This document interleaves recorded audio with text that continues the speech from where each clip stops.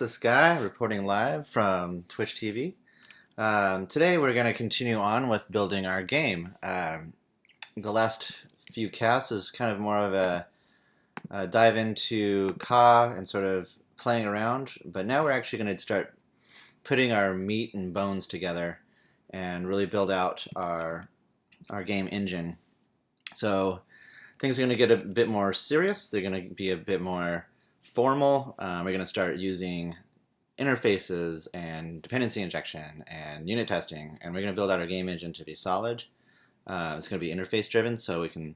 My plan is to make a game engine that has a lot of good defaults, and you can just go and you can swap out all the interfaces and or all the different pieces, and you can build anything from a RTS to a platformer to a first-person shooter with this pattern. And it doesn't matter if it's 2D or 3D, we can go support both. In fact, the game that I'm kind of got in my mind for us to build is going to be a 2D game at first, and we'll probably just switch it over to 3D mid-development as we start getting some models and things like that. So let's get started. So what we're going to do is we're going to build the lowest level thing that I like to build, which is something that actually creates our objects for us.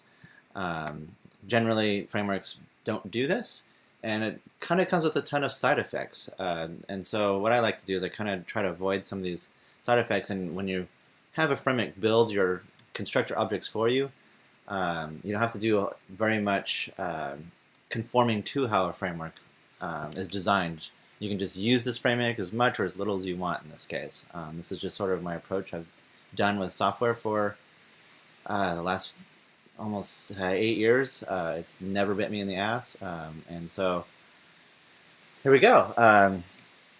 So what we're going to do is we're going to use a couple of libraries to get it. We're going to use some testing libraries, and we're going to use one library for our development process called Minject. It's a dependency injection framework. It's pretty decent. I've built some on my own. I don't want to build one again. This one works. So we're actually going to hackslib install Minject.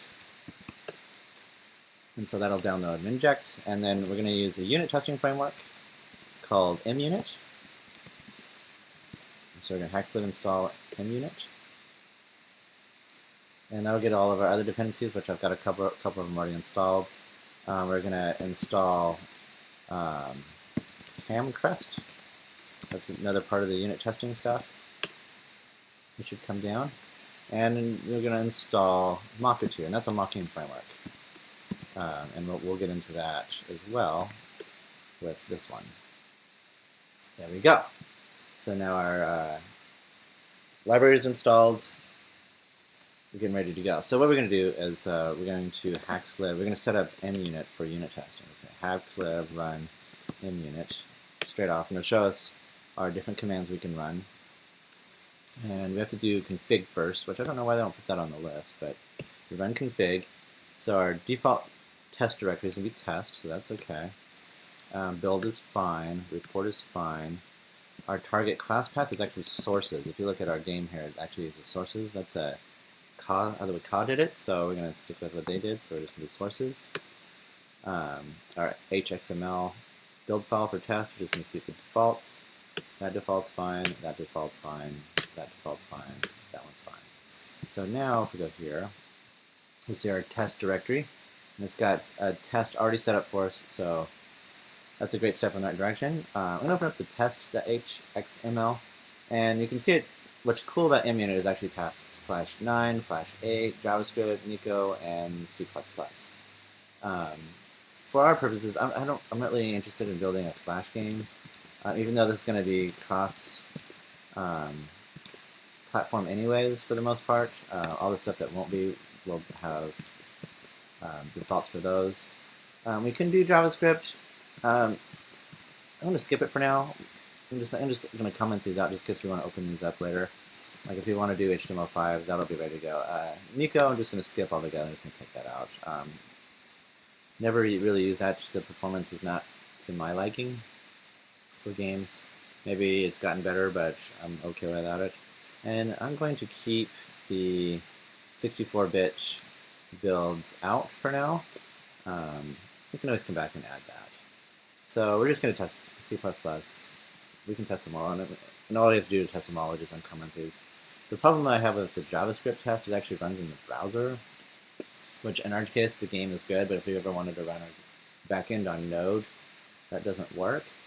But there is some pull requests that I saw on GitHub that have a Node target, and we may not be using a lot of Node. We may. I haven't quite decided for the backend. But if we do, yeah, we'll definitely comment these back in, and we'll be using it in a big way. And what's great about that is we shouldn't need to rewrite any of our tests. It should just work. And any sort of inconsistencies between the targets we can address individually. That's not a big deal. So here we go. So we got that ready to go. And now we're just going to say hackslib run, hackslib run in unit test. We'll actually build out our tests, which will take just a moment, and I'll actually run our test, and it should pass according to our example test, I believe. So test example, true, test asynchronous stuff, and voila, it passed. Shouldn't be a huge surprise there, since most of these just say assert is true, true. So what I'm going to do is I'm going to actually delete this test, because we don't need it anymore. We don't need a test that tests our test framework. Seems kind of silly. You can keep it. I deleted the wrong thing, didn't I? So I'm not that excited about it. Try and keep my sources clean as possible for as long as possible.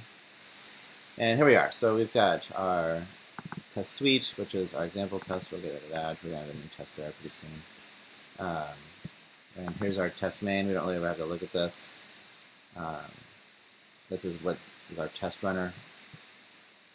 Doesn't really concern me. In fact, I'm going to undo what I just did.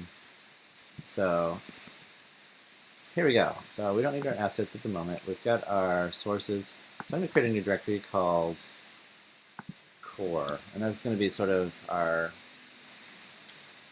core pieces that kind of run everything. And so I'm going to create a new class in here. Actually, it's going to be an interface, and I like to start out with called base object, and this kind of handles all our game engine stuff. And let's see what goes in here. So there's our base object, and what I usually do here, and what I usually am going to do right now. Here's a function, and we're going to call init, and that's going to be a void, and we're going to call a dispose. So anything that implements this interface, we can guarantee that we'll have an init and we'll have a dispose. That's for whenever we want to initialize an object, we're going to do all the initialization stuff, and dispose, obviously, for all of our garbage collection and cleaning up our objects. I find it a good idea to do this, just for the sake of keeping memory in check. I've seen plenty of projects not follow this pattern, and memory leaks galore. Not a fun thing, and they're hard to track down. So, and what I do with the init, I actually use that as sort of a backup to the constructor. With a constructor, you can have a ton of side effects, especially when you're trying to do unit testing. In this case, if we run all of our construction through the init, we can do mocking, we can do some injections and things like that, and we have a lot more control when it comes to unit testing. So we're going to mirror this. No, we're not. So what we're going to do is I'm going to create another class, another interface. We're going to call this the object creator. And this is going to be our class that creates our objects. So this interface is going to be create instance, and we're going to have a class. This is going to be class of dynamic,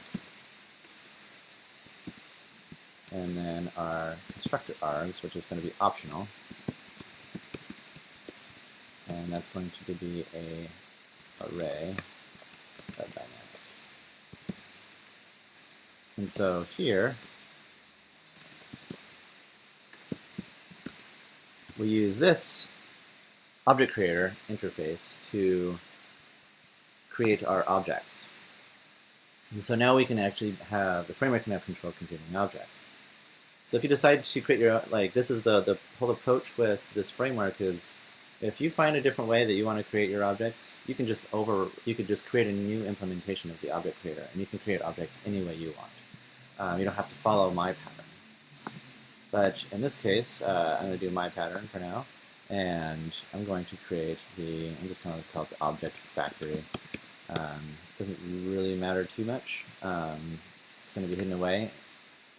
And so this is actually, yes, going to be a class, and it's going to implement the object creator. So now we have our create instance. Looks great. So now at this point, we're going to start following the TDD methodology. So we're going to write our tests first, and then we're going to implement it. So we test fail, we make the test pass, so on, we iterate through that, and refactor, and we end up with some very nice, clean code, generally speaking. So what we're going to do is we're going to run our hexlib in munit gen. We're going to generate a test class, and the package is going to be core dot object factory test, and that did not create it. Cannot call create directory or file item.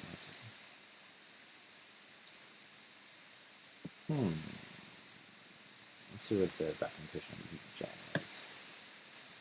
Gen test runner based on classes and source directory. Oh, we want Gen, we want create core object factory. There we go. So here's our object factory. Spelled it wrong. Test. There we go. And then our test suite. Here's a new object factory test. There we go. So here's our test class. And I'm going to go over here and run over to Makatu, which I always forget their using syntax. So this is it, their misprint Makatu. This library is pretty awesome. I enjoy it. So I'm just going to copy and paste. This is why I always forget it, because I never type it. There we go. So now we can run our mocks. So the way munit works is we got this before class annotation, this after class annotation, metadata, I guess. And this happens before the class actually is instantiated, before anything runs, and this is after everything runs. And this is before every test runs, this is after every test runs, and this is our test itself. Which we can run this just to make sure we've got everything set up. This is essentially like our hello world. See? And it's already being mad at us because we didn't include the Makatu library. Good thing we checked. Here we go. It's going to build out. We're going to get our test hopefully passing.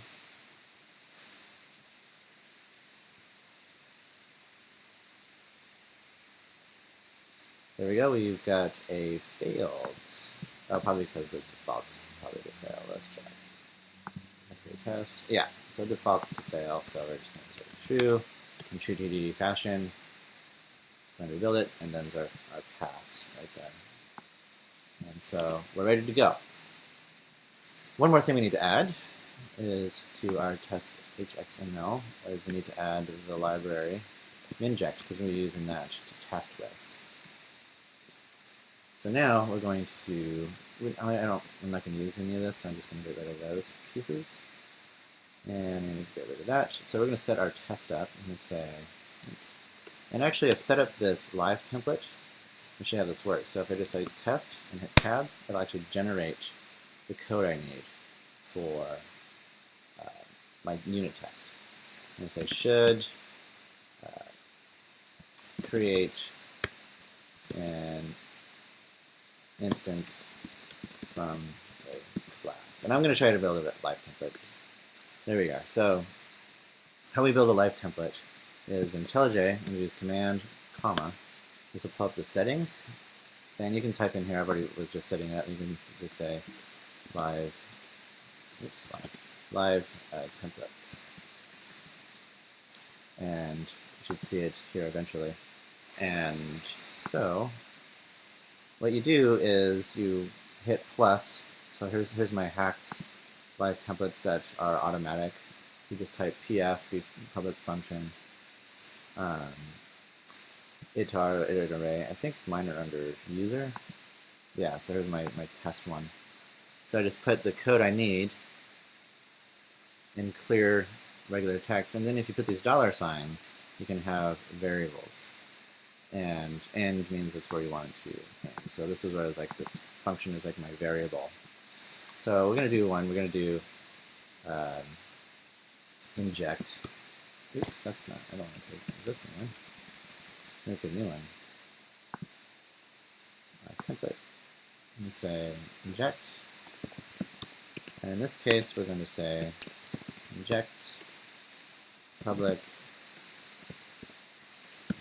var, let's say var name,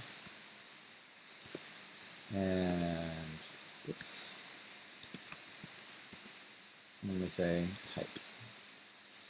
There we go. And so this is going to go to our context, which we need to define is for hacks. And so now we should have a live template to use for the inject. So we hit OK here, and we go to our class here and say inject. It'll generate it for us, and we'll say object factory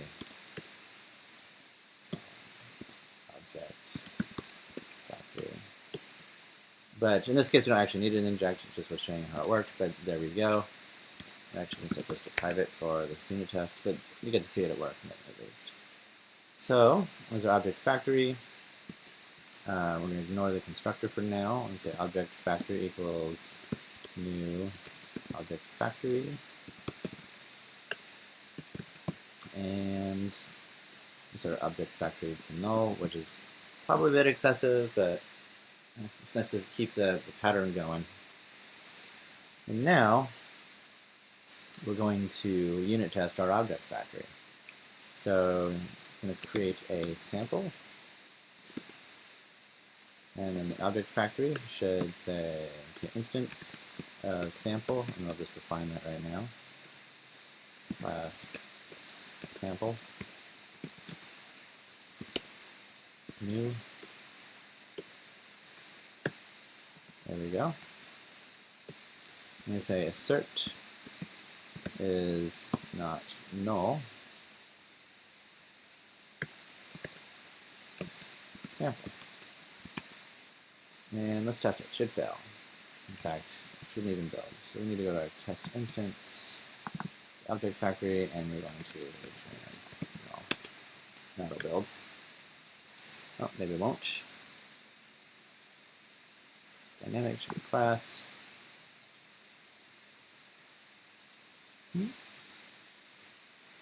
Oh, got it backward.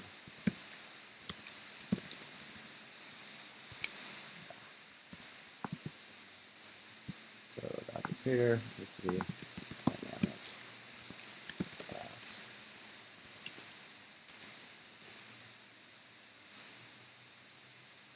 And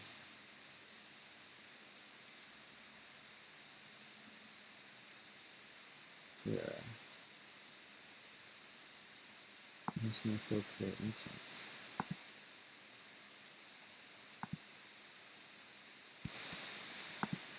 I'm pretty sure it does. What's the problem here?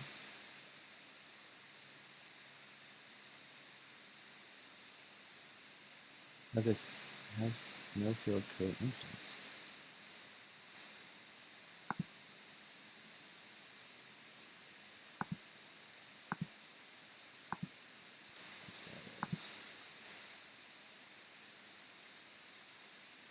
Object factory.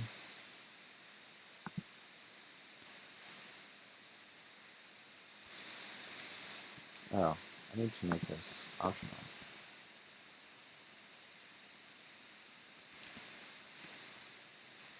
Okay.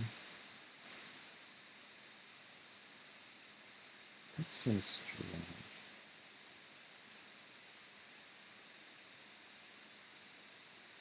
I've never taken it.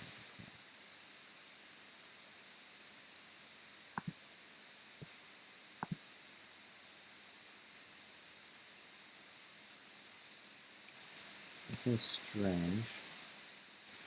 This is too dynamic. I think that might be the problem.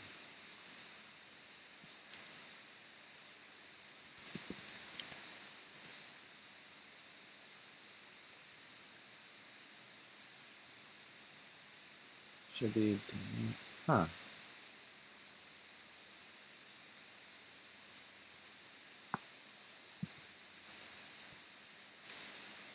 That's odd. Let's go to the Hex API.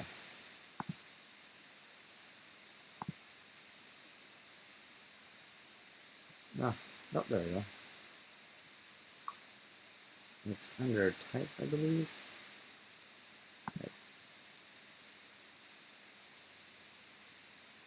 It's in class type. So do I? Shouldn't matter when it's dynamic.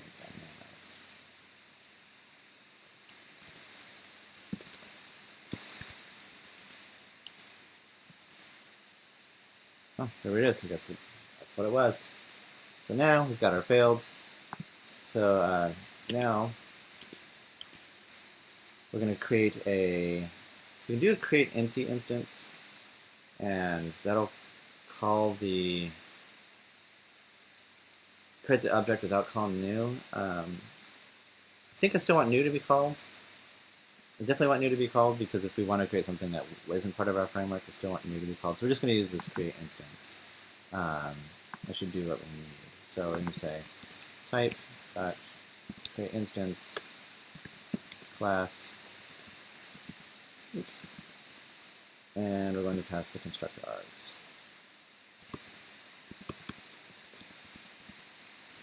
I think that's the same. Type array dynamic. Yeah. So now we're going to build this. We should have a passing test. Awesome. Okay.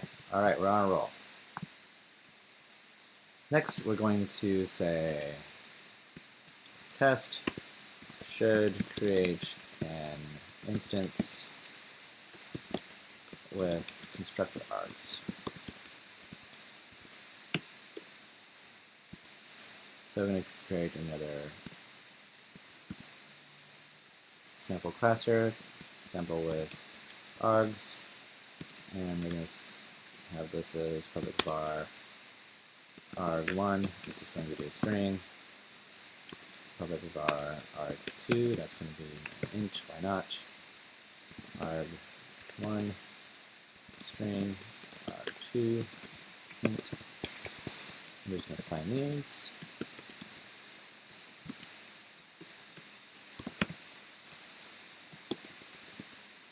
There we go. So now when we create our sample, var sample with args, object factory, create instance, it's going to be sample with args, and our constructor is going to be an array. The first one's going to be hello, next one's going to be 42, and now we can do our assertions, are equal, and it's going to be hello. So the first argument is always our expected value, and then the second argument is our test value, are equal, 42, sample arg2.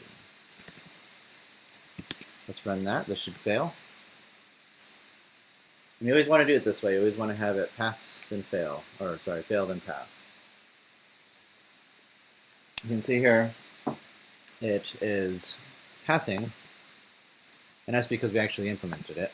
We actually passed the constructor. So if we just pass null here, there we have empty array, it should fail. And it does. So now we know that it actually was being passed in, so we're just going to take this back. That way, we're not just testing a case that just we never knew if it worked or not. So there we go. Next thing is we want to test when, so here, should create the object from the injector. And this is where we're going to start getting into our mocking. So we're going to create a injector from inject. So we're going to call this injector, and what this does is that this does all of our dependency injection for us. So there's our injector, and instead of creating an instance of the injector, we're going to mock the injector.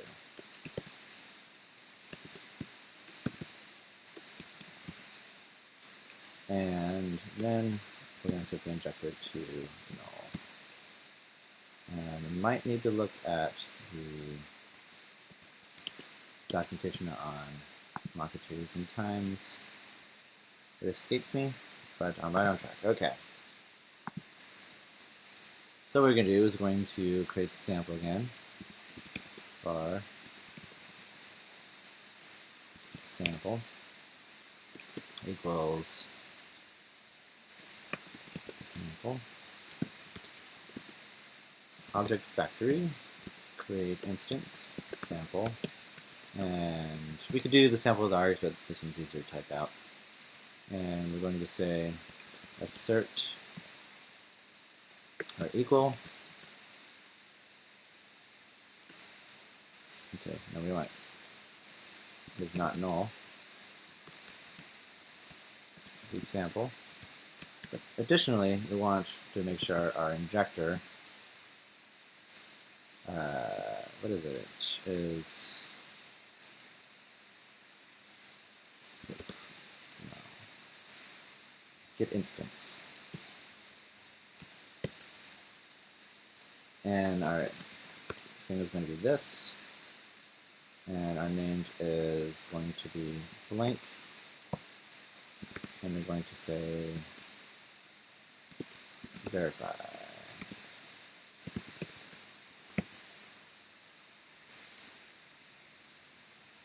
I think actually we need to say, no, let's double check the documentation here. Yeah, okay. So now we need to create a return value, and this is going to be what gets returned. So the mocking is going to intercept the call to get instance, and it's going to return what we want instead. So we say injector get instance, we pass it the sample, we're going to return the return value. So we should run this. This should fail. It does build, so that's a step in the right direction.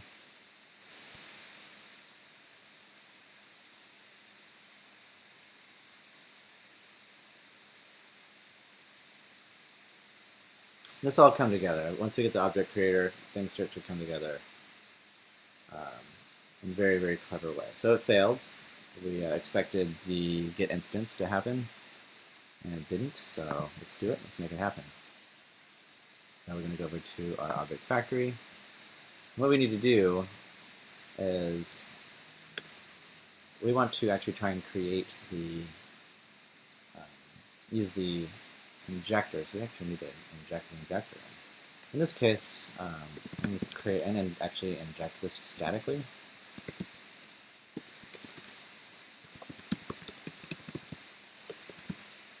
So that we have it available for us. So here we're going to say object factory dot, let's inject it statically, why not? Object factory injector equals our injector. So now we've got our direct injector here, and we're going to create our return value. It's going to be untyped injector, create get instance of class. There we go. So that's going to get our class. But what about this? Like, if we're going to click twice? No. Definitely don't want to do that. So what we're going to do Let me set this to that val. And we're going to put a try around this. So if this fails, we're going to that val equals null. We're going to try to catch the error. And so if that fails, then we want to create it here.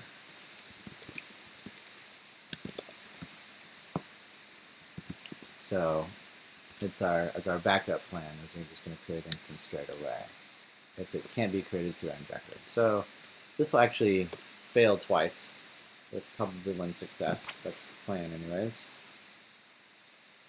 And didn't even build, so I'll build, but erroring process exit. So something is very upset about that. Let's see here. The injector get instance.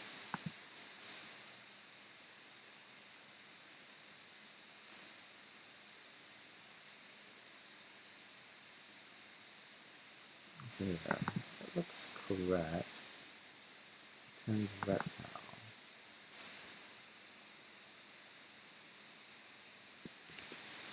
Not a whole lot of information here, so let's just comment that out. I'm just going to throw new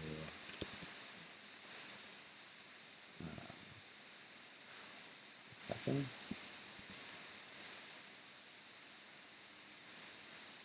Very dynamic. Why not? See if that works.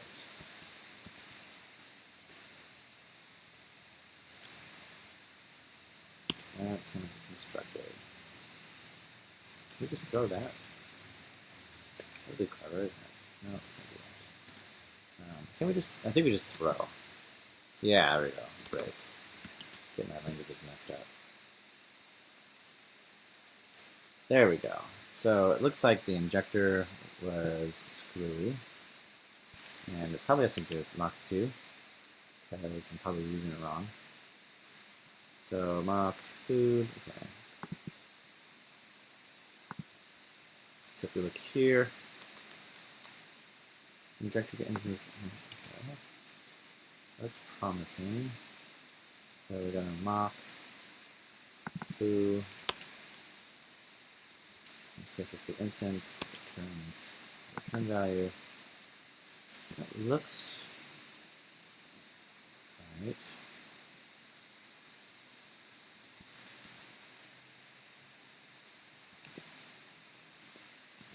Let's see if there's anything that can give us. It says here's the process. So I'm wondering if this is not actually throwing our error here. It's giving us problems. We're going to say throws.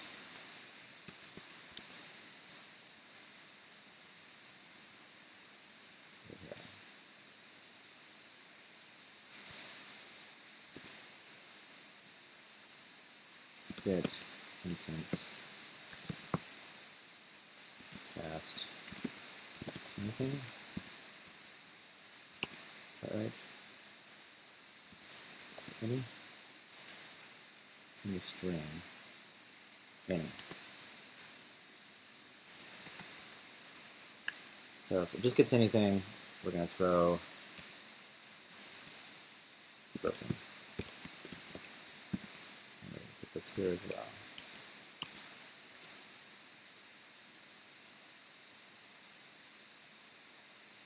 And it's still broken.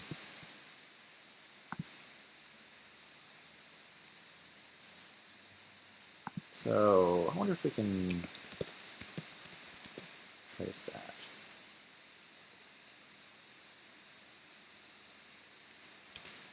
Impressive.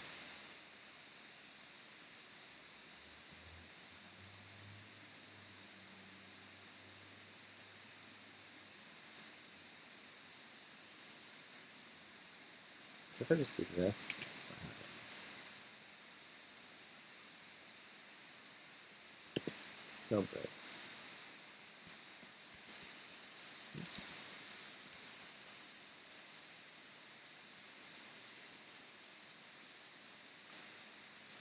So, definitely something going on here.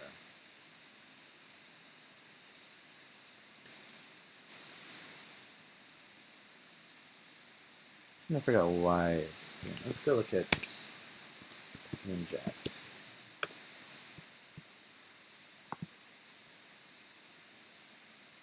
See if there's anything I'm missing here. Get instance.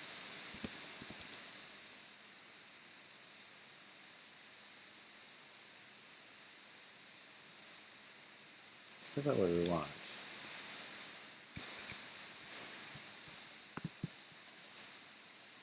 Let's see here. We're running a mock. That looks good.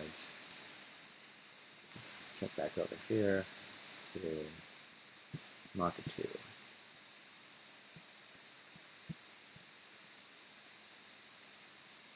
Using mock it 2, we mock it. Calling some method. Mocking and its return.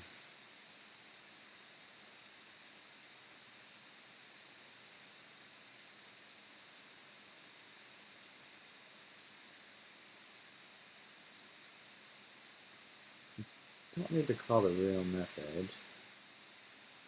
With exception, call function.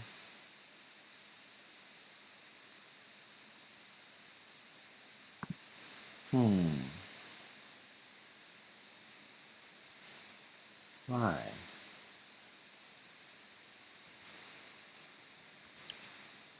Guess we're just going to have to go through and bug it.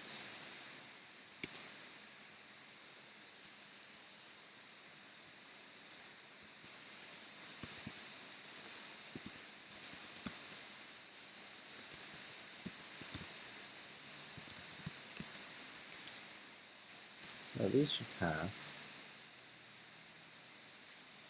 Ooh.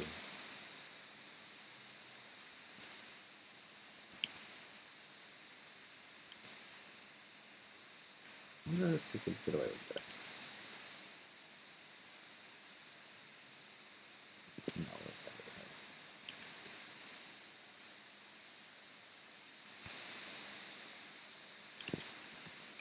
So what is it doing?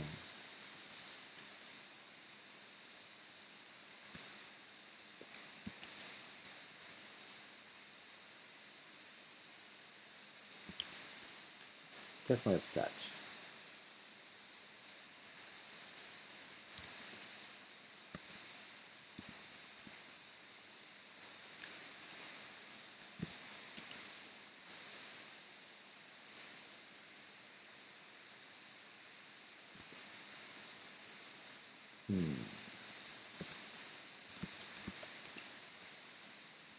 Either way.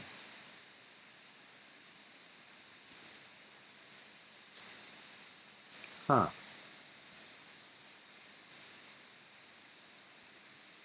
Definitely displeased with this situation.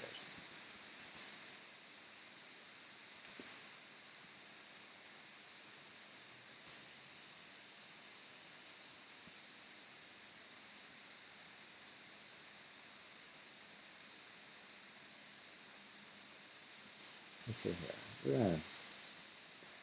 I'm going to pull these out real quick. And we're just going to see if the injector is not null.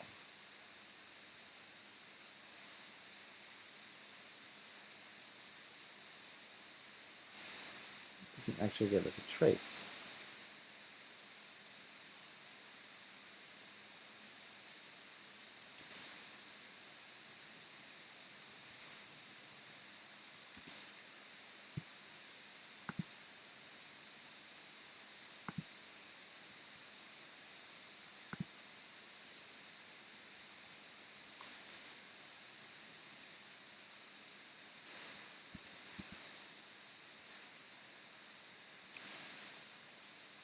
I'm going to create a class any exception.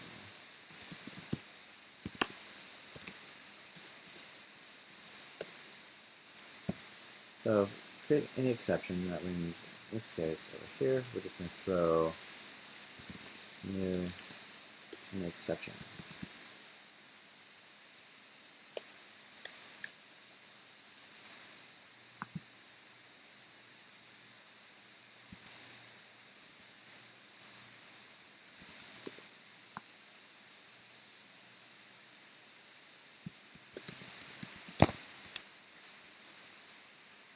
class so that any doesn't seem to be working. So sample with args.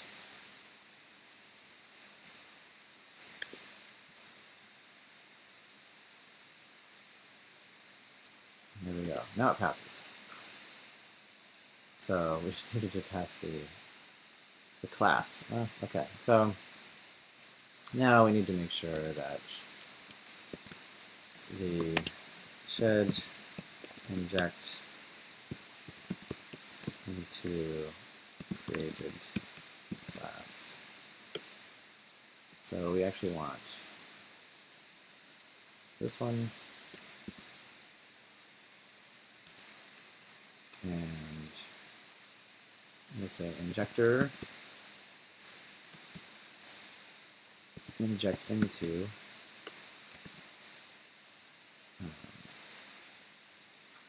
sample verify that was called. So now we're on that. That fails, so let's go back and pass it. And say injector inject into that val. Oops. Yeah. And that should pass. There we go. Now we're on a roll. So now we're going to do one more test. Should call init on base objects. And so we're going to do, doesn't really matter which one of these calls. I'm just going to do this one. And then say sample base. Sample base. Oops. Looking at the right key combo. There we go. Sample base. So here we're going to say class sample base implements base object. We're going to create our new. I'm going to implement these. And now I'm going to say initialized. The default is false. And then so initialized is true. Now this is sample base. I'm going to say search is true. Sample initialized.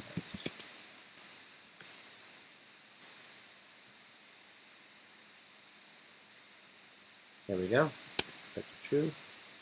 Go back here and say if standard is val, the base object, val init. Might need us to cast it. See if it lets us get away with it. Nope, we got away with it. We didn't have to cast it. Smart enough. Alright, so now we've got our test passing. Is there anything else we want to do with this? I think I'm happy with it for now. We can extend it as we see fit. I'm sure we can add a couple of things, like we can run the injector on something that already exists. We could do something like that. But for now, we're going to keep the way it is. We don't have any major reasons to expose any more than we already have. So we've got our first object creation class, and let's commit it. So let's say git status,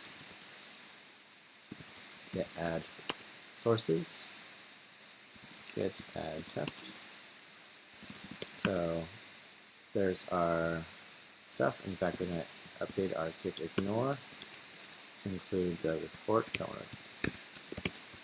I don't want to commit a report because that gets generated every time. Git ignore, git commit all with a message to say added our first unit test and testing the object factory. With inject. Here we go. Git push Skylar master. So we're up to date. Git tag. This is going to be the 29th, a nice leap year. 02 29, and this is 8:37. With a message. Day 4. Git push Skylar. Boom. We could go to our trusty GitHub. For some reason, our live game is not on my popular repository yet. So we go here, make sure that our tag is here. So our master tag is there. Day 4 is complete.